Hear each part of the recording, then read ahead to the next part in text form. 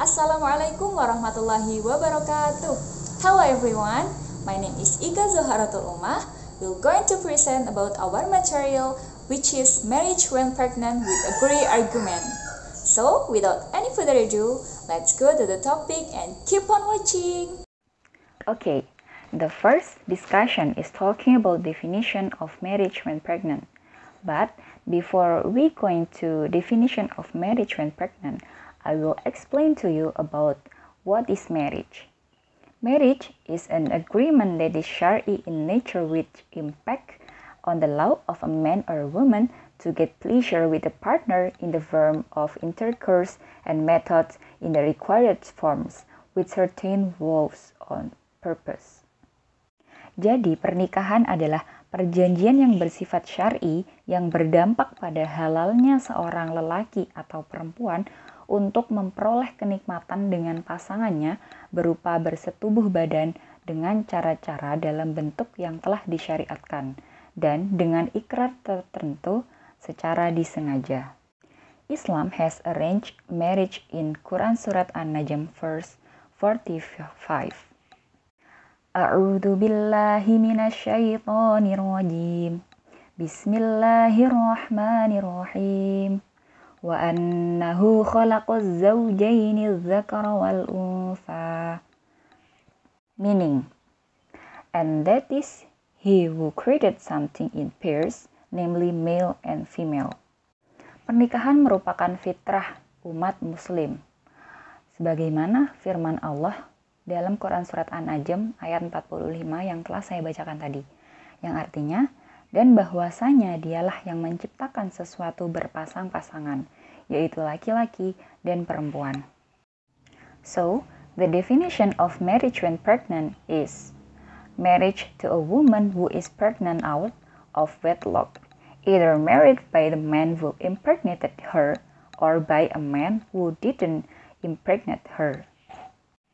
Jadi, kawin hamil adalah kawin dengan seseorang wanita yang hamil di luar nikah, baik dikawini oleh laki-laki yang menghamilinya maupun dengan laki-laki yang tidak menghamilinya. Terjadinya wanita hamil di luar nikah yang hal ini sangat dilarang oleh agama, norma, etika, bahkan perundang-undangan negara. Selain karena adanya pergaulan bebas, juga karena lemahnya iman pada masing-masing pihak. Nah, dari pembahasan kita nanti, kita akan membahas kawin hamil dalam konteks hamil di luar nikah. Next, legal basis which allow marriage when pregnant. The first, from Hanafiya scholars, the second from Shafi'iyah scholars, and the last from compilation of Islamic law or KHI. Okay, the first, legal basis from Hanafiya scholars. They argue that the law is legal to marry a pregnant woman as a result of adultery if it is the man who impregnated her. The reason is because the pregnant women due to adultery are not included in the class of women who are forbidden to marry. Jadi, ulama Hanafiyah berpendapat bahwa hukumnya sah menikahi wanita hamil akibat zina apabila yang menikahinya adalah lelaki yang menghamilinya. Alasannya karena wanita hamil akibat zina itu tidak termasuk ke dalam golongan wanita-wanita yang haram untuk dinikahi. Maka setelah terjadinya pernikahan tersebut, apapun boleh dilakukan oleh keduanya layaknya sepasang suami istri, termasuk bersetubuh. But the question arises, what if the one who married wasn't the man who impregnated her? There are two arguments from Hanafiya scholars. First, from Abu Hanifah and Muhammad Ash-Shaybani, argue that the law of marrying her is legal. It's just that a woman should not be intercourse with before giving birth to her womb. Second argument comes from Abu Yusuf and Zufar. They argue that it is illegal to marry a pregnant woman as a result of adultery by a man who doesn't impregnate her because the woman's pregnant condition prohibits sexual intercourse until childbirth. Tadi ulama Hanafiyah berpendapat bahwa hukumnya sah menikahi wanita yang hamil di luar nikah asalkan lelaki tersebut merupakan orang yang menghamilinya. Nah, kemudian timbul pertanyaan, bagaimana jika yang menikahinya adalah bukan lelaki yang menghamilinya dengan cara zina? Maka terdapat perbedaan pendapat di kalangan ulama Hanafiyah. Yang pertama, dari Abu Hanifah dan Muhammad Asy-Syaibani, mereka berpendapat bahwa hukum menikahinya adalah sah. Hanya saja, wanita itu tidak boleh disetubuhi sebelum melahirkan kandungannya. Mengapa? Karena anak hasil perzinahan berasal dari sperma yang tidak terhormat. Sperma hasil perzinahan itu merupakan sperma yang tidak terhormat. Sedangkan lelaki yang menikahi wanita yang bukan menghamilinya tadi, itu memiliki sperma yang terhormat. Sehingga tidaklah pantas sperma yang tidak terhormat itu bercampur dengan sperma yang terhormat. Itulah menurut Abu Hanifah dan Muhammad Asy-Syaibani.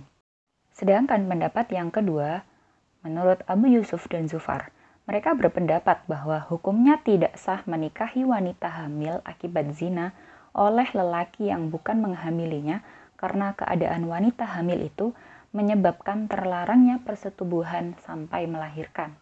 Dengan demikian, terlarang pula akad nikah secara antara seorang lelaki dengan wanita yang hamil itu. Next, from Syafi'iyah scholars. The law of marriage due to pregnancy out of wedlock is legal. Marriage may take place while a woman is pregnant, either marriage with a man who impregnated her or a man who didn't impregnate her. Pendapat selanjutnya berasal dari Imam Syafi'i. Imam Syafi'i berpendapat bahwa hukum perkawinan akibat hamil di luar nikah adalah sah. Perkawinan boleh dilangsungkan ketika wanita sedang dalam keadaan hamil, baik perkawinan dengan laki-laki yang menghamilinya atau dengan laki-laki yang tidak menghamilinya. Menurutnya, bahwa wanita hamil di luar nikah itu tidak ada masa idahnya, dan wanita yang berzina tidak dikenakan ketentuan-ketentuan hukum sebagaimana yang ditetapkan oleh nikah syar'i. Karena sperma dari zina tidak dihormati, maka tidak menghalangi akad nikah wanita yang berzina. Ia halal untuk dinikahi dan tidak pernah ada hukum yang menetapkan keharaman menikahinya. Dan persetubuhan antara suami dan istri, meskipun dalam keadaan hamil tersebut sah. Meskipun beberapa dari kalangan Syafi'iyah itu mengatakan bahwa menyetubuhinya pada saat hamil itu hukumnya makruh. Next legal basis come from compilation of Islamic law or KHI. The law is legal to marry a pregnant woman as a result of adultery if the man who impregnated her is the one who married her. Jadi, kompilasi hukum Islam berpendapat bahwa hukumnya sah menikahi wanita hamil akibat zina bila yang menikahinya adalah lelaki yang menghamilinya. Namun apabila yang menikahi wanita tersebut bukan lelaki yang menghamilinya, maka hukumnya tidak sah.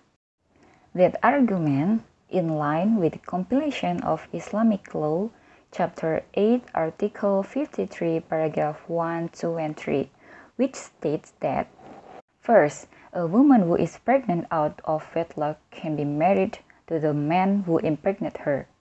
Second, marriage with a pregnant woman, as mentioned in clause, can be married out without waiting for the birth of her child first. Third, with a marriage taking place when a woman is pregnant, is it not necessary to remarry after the child she is carrying is born? Jadi, pendapat KHI sejalan dengan kompilasi hukum Islam pada bab 8 pasal 53 ayat 1, 2, dan 3 yang menyatakan bahwa seorang wanita yang hamil di luar nikah dapat dikawinkan dengan pria yang menghamilinya. Yang kedua, perkawinan dengan wanita hamil tersebut pada ayat 1 dapat dilangsungkan tanpa menunggu lebih dahulu kelahiran anaknya. Yang ketiga, dengan dilangsungkannya perkawinan pada saat wanita hamil, tidak diperlukan perkawinan ulang setelah anak yang dikandungnya lahir. Next, status of children born. First, from Hanafiyah and Shafi'iyah scholars, they argue that if the child who is born has passed the 6-month period since the date of the marriage contract from his mother, then he can be connected with his lineage to the husband of the mother. Second argument from Malikiyah and Hanabilah scholars, they argue that there is no lineage between the child born from that adulterous relationship and the mother's husband. The line can only be connected to the mother. Jadi, bagaimana sih status anak yang dilahirkan? Pendapat pertama dari ulama Hanafiyah dan Syafi'iyah, mereka berpendapat bahwa apabila anak yang dilahirkan itu telah melewati masa 6 bulan sejak terjadinya akad nikah ibunya, maka ia bisa dihubungkan nasabnya kepada suami dari ibunya. Tetapi sebaliknya, apabila kelahirannya kurang dari 6 bulan dari waktu akad nikah, maka tidak bisa dihubungkan nasabnya kepada suami dari ibunya, melainkan nasabnya dihubungkan hanya kepada ibunya. Pendapat yang kedua menurut ulama Malikiyah dan Hanabilah. Mereka berpendapat bahwa tidak ada hubungan nasab antara anak itu dengan suami ibunya. Nasabnya hanya bisa dihubungkan kepada ibunya. Dari kedua kelompok ini dapat kita simpulkan bahwa hanya ulama Hanafiyah dan Syafi'iyah saja yang mengakui adanya hubungan nasab bagi anak yang dilahirkan dari wanita yang menikah dalam keadaan hamil di luar nikah. Next, consequences of children getting pregnant outside of marriage. First, a father cannot be a guardian. Second, there is no inheritance right between the child and the father. Third, a man may marry his daughter from the result of adultery based on Imam Syafi'i and Imam Malik. Jadi ada konsekuensi antara anak yang dilahirkan dari hasil zina dengan suami dari ibunya. Yang pertama, ayah tidak dapat menjadi wali. Jika yang dilahirkan anak perempuan, maka ketika anaknya menikah nanti, ayahnya tidak dapat menjadi wali nikahnya. Dan wali nikah harus diserahkan kepada wali hakim. Yang kedua, tidak ada hak saling mewarisi antara si anak dengan suami ibunya tersebut. Dan yang terakhir, ini hanya pendapat dari Imam Syafi'i dan Imam Malik. Keduanya berpendapat bahwa seorang laki-laki tersebut atau ayahnya itu boleh menikahi anak perempuannya dari hasil zina. Tidak hanya anak perempuannya, bahkan saudara perempuan, cucu perempuan, baik dari anaknya yang laki-laki maupun dari yang perempuan.